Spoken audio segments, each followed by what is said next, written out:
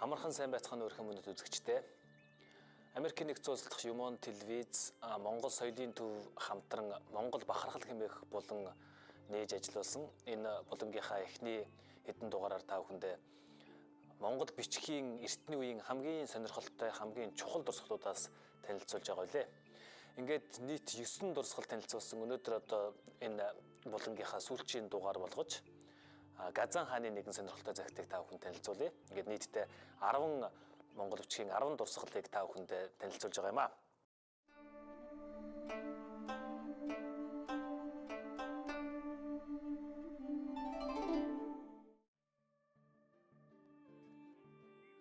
Илхан Газан хаан бол Илхан Аргуны хүү.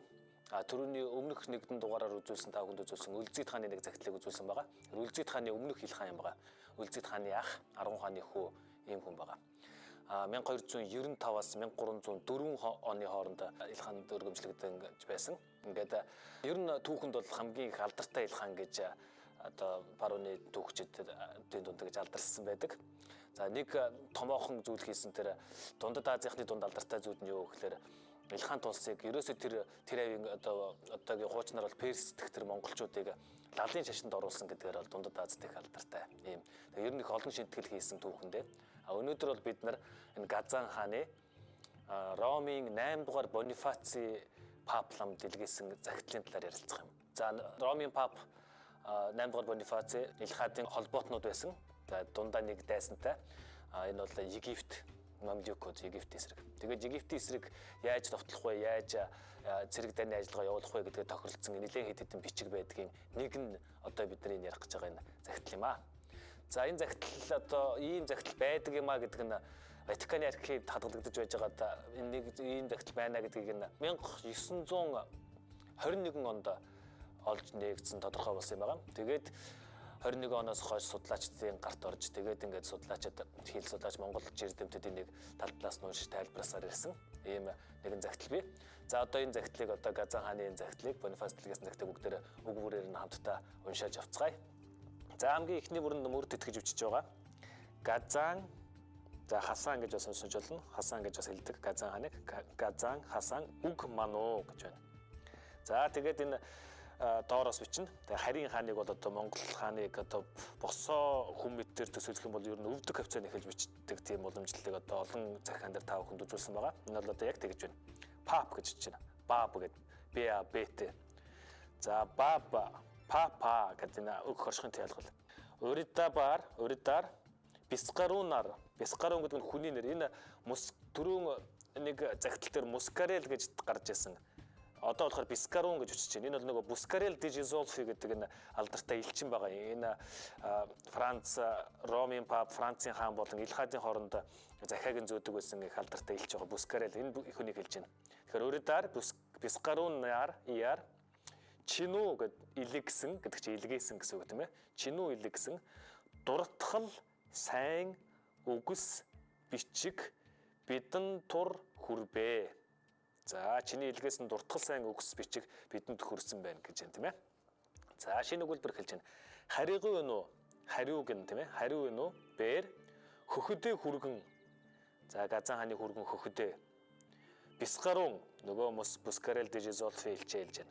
Түмэн гурван яар түмэн. За ийм гурван хүнээр гурван яар зарлиг илэлэгээ. Зарлиг гэдэг үгийг тэгж бас хамаагүй доороос өчөж болохгүй тэр дээр мөрд итгэж өчөж байна. Тийм учраас тэр дээшээ гарцсан. За хариуг нь ийм гурван хүнээр зарлиг болгон илгээсэн байна. Идүгэ бээр бүгээсүү мөнхүү ёсугаар туйрбиж амүй гэж байна. За тэгэхээр яг нөгөө хилэлцсэн ярилцсан ёсороо бүхнийг хийж байна гэж байна шүү дээ. Мөнхүү ёсоор туйрбиж амүй гэхэр чинь яг тэр ёсороо л хэд нар хийж байна. Та бээр цэргүүдийн засаж уу иргэн иргэний султаад гэж одоо султан гэдэг олон тоо тийм ээ. Иргэн иргэний хаад султаад тур илэж юу болзол үл хождон. За Тэнгэрий гэдэг үг дээрээс бас тэтгэж өчн доор очиж болохгүй. Тэнгэрийг залбирэж юу их үйлийг огоот нэгэн зүг болгоё. Химэн их үйлийг огоот нэгэн зүг болгоё гэж одоо их сонирхолтой бас нэг сайхан хэлж байна. Огоот нэгэн зүг болгоё гэж. Болгоё химэн Эд. За одоо тэгээд энэ хүмүүс гэсэн утгаар эд гэж байна. Гурван хүний нэр одоо араас нь явах гэж байна. Сатадин, Синанадин, Самсадинийг. За энэ гурван араб хүний нэр байна л да. Сатадин гэдэг нь Сад алдин, Синанадин гэдэг нь Синау алдин, Самсадин гэдэг нь Самш алдин гэсэн ийм гурван. Тэр алдин гэсэн нэрнүүд ч одоо Рашид алдин, Рашид аддин гэдэг аддин гэдэг чинь шашны исламын гэсэн утгатай тийм нэрнүүд шүү дээ. Тэгээ одоо энэ Сад аддин болохоор шашны баяр гэсэн үг байгаа. Самсадин болохоор шашны нар, исламын нар гэсэн энэ иймэрхүү энэ нэрнүүд байна. За энэ нэрнүүдийг монголчилж ингэж бичсэн байна энэ. Самсадинийг тэгээ илбэ. За энэ гурван хүнийг илгээвэ гэж. За дараа нь та бэр. Тэнгэрийг дахиад шинэ бүрнээс эхэлнэ.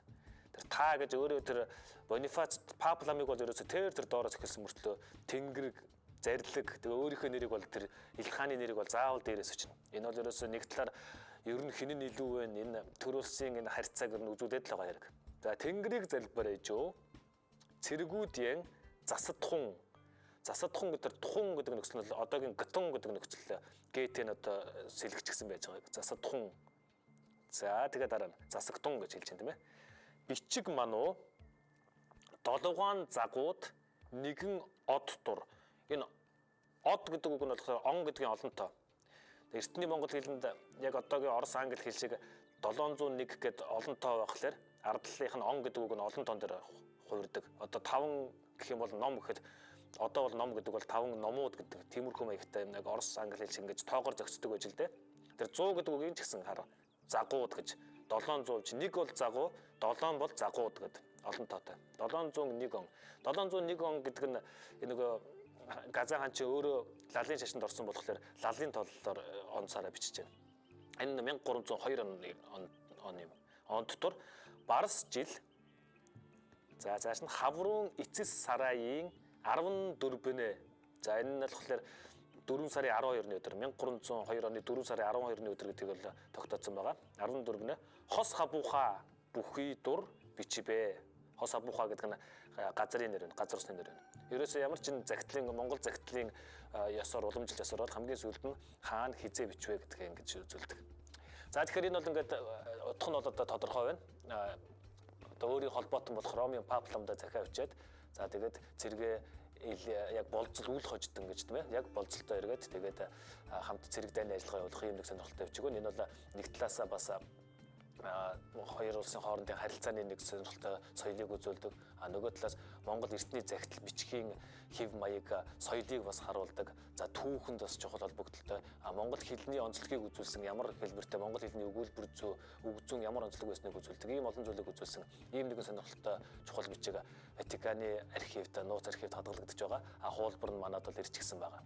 За ингээд Монгол бахархал болон бол ер нь ингээд 10 бичгийг үзүүлснээр өндөрлөж байна. Тэгээд ер нь бол энэ хамгийн сонирхолтой чухал 10-ыг сонгосон болохоос биш Монгол бичгийн олон сайхан дурсгал бий. Энэ дурсгалыг бол одоо хүүхэд залуучууд та бүхэн өөрсдөө цааш нь сонирхож үзүүштэй юм. Тэгээ үүний тулд за Монгол хэлний багш Эрдэмтэн мэрэгдээс зөвлөгөө авч болно. За өөрсдөө бие дагаад би одоо энд хэдэн ном авчирсан байгаа. Ийм номуудыг үзэж болно. Та бүхэнд энэ номуудыг үзүүлье. Тэгээд энэ номоос өөрсдөө сонирхоод уншаад бас цаашаа зөвхөн Монгол бичгээ уншиж хэрэгэлтүүдий биш бүр эртний дурсгалыг нь үздэг, таньдаг, юу бичсэн байдгийг нь ухаардаг болоосоо хэмээн энэхүү Монгол бахархал хэмээх болон эхлүүлсэн юм шүү. Одоо ингээд та бүхэнд номоо танилцуулъя. За юуны өмнө манай